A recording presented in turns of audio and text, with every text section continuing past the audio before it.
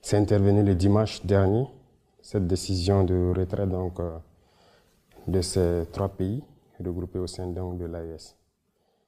Ce n'est pas de gaieté de cœur que de tourner le dos à une organisation, mais c'est à l'issue d'une analyse profonde. Et je pense que cette organisation est née en 1975, avec des chefs d'État, pour la plupart militaires d'ailleurs. En tout cas, pour ce qui concerne l'AES, ils étaient tous militaires. Absolument. Je pense que c'était une volonté donc d'intégrer les peuples, de faire de l'épanouissement de l'économie, de la solidarité, de l'entraide, en tout cas des vertus panafricanistes qui ont conduit donc les chefs d'État à créer donc cette organisation. Malheureusement, au fil du temps, l'organisation a perdu ces valeurs-là. Et aujourd'hui, le constat est clair. Je pense que depuis plus d'une décennie, les républiques sœurs du Mali, du Niger, sont en guerre contre le terrorisme. Et au Burkina, bientôt près d'une décennie, on est en guerre. Cette organisation qui était censée donc créer l'entraide, la solidarité, nous n'avons jamais reçu d'aide venant de cette organisation. Aucun soldat, aucune logistique, aucune compassion. Les coups d'État, on ne les fait pas parce qu'on le veut. C'est cette manière de voir les choses qu'il faut changer. Vous êtes d'accord avec moi que d'abord ces États en crise, pour faire un coup d'État et assumer ses responsabilités, c'est très lourd. Mais si on le fait, c'est parce que nous avons une envie d'amener nos peuples donc vers une certaine souveraineté, parce que nous connaissons l'origine de cette crise. Et je pense qu'on devrait être accompagné. Les gens sont fiers de citer, il y a tant de millions de déplacés dans ces contrées-là. Mais qu'est-ce que vous faites pour les aider? Rien. Non, les militaires n'ont pas dit qu'on ne veut plus les civils. C'est par devoir de patriotisme. Lorsque la nation est en péril, à un moment donné, il faille prendre des décisions importantes. S'il se trouve que ce sont les militaires qui ont eu le courage de prendre cette décision, eh bien, c'est ce qui est là. De toute façon, civils ou militaires, nous sommes tous les enfants de ce pays. Et quiconque est animé donc de ce sentiment de pouvoir libérer son pays, il pouvait le faire. Donc ce n'est pas une question de militaires. Ailleurs, des militaires ont réussi. Ici aussi, des militaires peuvent bien réussir. Donc ce n'est pas une question de putschistes, c'est juste un masque. Quand vous dites des putschistes civils? Il y a des putschistes militaires au sein de la CEDEAO qui aujourd'hui se réclament démocrates. Des civils, il y en a. Il y a pire que des putschistes. Il y en a qui tuent, qui bâillonnent leur peuple. Sous le silence, la CEDEAO ferme les yeux, les oreilles. Il y a plein de putschistes au sein de la CEDEAO. D'abord, vous dites les textes disent, mais eux-mêmes n'ont jamais respecté leurs textes. Ça se fait à la tête du client, c'est ce que nous avons remarqué. Les sanctions infligées au Niger, ça n'existe nulle part dans les textes. Donc les premiers qui violent ces textes-là sont ces soi-disant démocrates. Nous quittons, mais nous restons panafricains. N'importe qui en Afrique, un Africain qui veut venir au Burkina, il est le bienvenu chez lui. Vous savez, pendant longtemps, on a maintenu nos peuples dans une certaine philosophie, tendant toujours à nous faire croire que nous ne pouvons rien sans les autres. Aujourd'hui, notre mission à nous, c'est d'éveiller la conscience. Vous le faites très bien d'ailleurs. Merci. Et j'apprécie beaucoup. Il faut qu'on arrive à éveiller les consciences, que les jeunes se rendent compte de ce qui se trouve chez eux. Une organisation pareille, il faut d'abord se rendre compte de ses forces, peser ses faiblesses. Et à l'issue de cette analyse, vous décidez. L'AES est très bien viable. Vous savez, nous sommes là il y a très peu de temps. Mais l'économie a été, je dirais, un peu déchirée par des régimes passés. Sinon, nous devrions avoir des économies très fortes aujourd'hui. C'est ce que je dis, en analysant nos forces, on se rend compte que nous ne devrions pas être à cette étape. On devrait être beaucoup loin. Quand vous prenez l'AES, en termes de population, en termes de superficie, on est très bien. En termes de production, normalement les États de l'AES ne devaient rien importer en ce qui concerne les produits agricoles, l'alimentation. Aujourd'hui, nous sommes conscients de ça et nous sommes en train de tout faire pour que nous n'importions rien en ce qui concerne ce que nous consommons.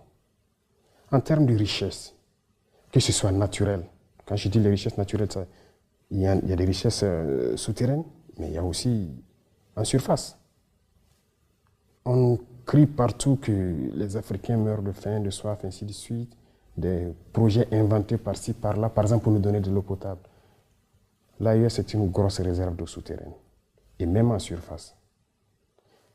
En termes de ressources minérales, on n'a rien à envier à quelqu'un. Et dans la nature, quand vous prenez des produits comme, j'aime le dire, le karité, c'est une richesse naturelle. Nous ne l'avons pas planté. C'est Dieu qui l'a donné. Mais c'est très riche. Les gens le prennent, ils le transforment. Donc nous sommes conscients de nos potentialités. L'AES n'a rien à envier à quelqu'un. Comme vous avez dit, c'est terroriste, c'est tuer, brûler, déplacer les populations, s'accaparer des terres. Mais je peux vous dire à l'instant T, comme je le disais dernièrement, il n'y a pas cette portion du territoire où nous voulons partir et que nous ne pouvons pas partir. Des territoires qui étaient sous contrôle, si on peut le dire, depuis 3 à 4 ans, nous mettons pied. Aujourd'hui, nous sommes à l'offensive pour la plupart des zones. Nous ne sommes plus dans une posture de défense. Nous partons vers l'ennemi, nous cherchons l'ennemi. Lorsque nous avons décidé de prendre notre destin en main, comme on aime le dire, c'est une décision assez importante et très courageuse. Et lorsque vous décidez comme ça, toutes les cellules dormantes se réveillent d'un coup. Et c'est à ce moment que vous vous rendez compte de l'ampleur de la situation du terrorisme. On s'est bien rendu compte. Mais pour faire la guerre, il y a d'abord le patriotisme. Il y a la logistique. Et il y a maintenant l'intelligence des situations. Le patriotisme s'est réveillé dans tout le Burkinabé. Que ce soit les combattants, que ce soit les populations civiles, vous les voyez bien contribuer. Ça n'aurait pas été possible il y a quelques années de cela. Pourquoi? Il faut savoir réveiller le patriotisme en chaque peuple. Les mettre en confiance, savoir que leur patrie, c'est la seule chose qui les reste. Ça, on a réussi à le faire. Voilà pourquoi lorsqu'on les demande de contribuer, ils le font. On a demandé aux gens de s'enrôler pour combattre partout où ils sont. Même aujourd'hui, si nous décidons que nous voulons 1 million de Burkinabés pour combattre, nous les aurons. Il y a eu plusieurs situations. Nous avons eu la chance de faire le terrain. Beaucoup d'autres officiers que vous pourrez croiser ont eu la chance de faire le terrain et ont manœuvré avec ces armées étrangères.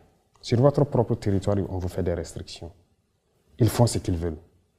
Ce qui est encore plus surprenant, imaginez, vous avez dit, avec toute la technologie qu'ils avaient, ils ont actuellement peut-être des satellites qui observent tout, ils avaient des drones, des hélicoptères, tout type d'appareils. Mais on ne voyait jamais les terroristes. Aujourd'hui, nous avons décidé de faire la guerre. Mais vous vous rendez compte, on les retrouve tous les jours et on les fouette. Donc, il y a un problème. Pour ce qui concerne le Burkina, par exemple, nous avons toujours été en relation avec la Russie. Et je vous dis, l'équipement que les Burkinabés avaient, à 80%, c'était des équipements russes. Bien sûr, nous avons des équipements qui datent des années de la Révolution, qui combattent toujours, des équipements russes et coréens, nord-coréens, qui combattent toujours dans notre armée. Il y a des militaires qui montaient la garde avec des bâtons. On a désarmé l'armée, nos armées. Ça a été bien préparé. Plus d'équipement, plus rien d'entraînement, rien. Les gens portaient juste la tenue. Et le terrorisme s'invite à la danse, quelques années plus tard. Et ça chante sur tous les médias. Ils sont incapables de lutter. On viendra les aider. Et le terrorisme ne fait que gagner du terrain. Aujourd'hui, avec la Russie, la relation est d'abord stratégique. Ça, je pense que vous le comprenez beaucoup mieux que nous. Et avec la Russie, il n'y a pas cet équipement que nous souhaitons payer avec eux, qu'ils ne vendent pas. Les autres nous font des restrictions. Jusqu'à l'instant T où je vous parle, on nous bloque des licences de certains avions. Il y a des types d'armes qu'ils ne vont jamais nous vendre. Et comment on vous l'explique, ces restrictions? Ça vous, je pose la question, où est l'amitié? Qu'est-ce qu'ils veulent? Il y a beaucoup de pays, les Russes, les Chinois, les Turcs, les Coréens, ainsi de suite. Il n'y a aucune restriction. Avec l'Iran, tout ce qu'on veut, ils vont nous faire le point. Si on peut payer, on paye. Mais avec ces États qui étaient là, soi-disant nos amis, il y a des restrictions. Il y en a même qui sont arrivés à nous dire qu'ils ne peuvent rien nous vendre qui est létal. Tout ce qui est létal, qu'ils ne nous vendent pas. Voilà leur principe. Si c'était ça le deal de quitter vraiment un maître pour un autre, on préfère mourir.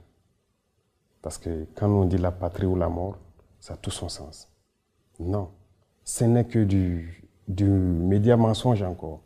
Et malheureusement, on avait même vu des chefs d'État qui sont tombés dedans, qui sont allés raconter du mensonge soi-disant qu'on a donné des mines à des Russes, à notre partie sud. Archi faux. Il n'y a rien de donné aux Russes. Archi faux. Même pas une mine. Pourquoi donner? Si les Russes veulent une mine, on a le code minier. Ils viennent s'intégrer dedans.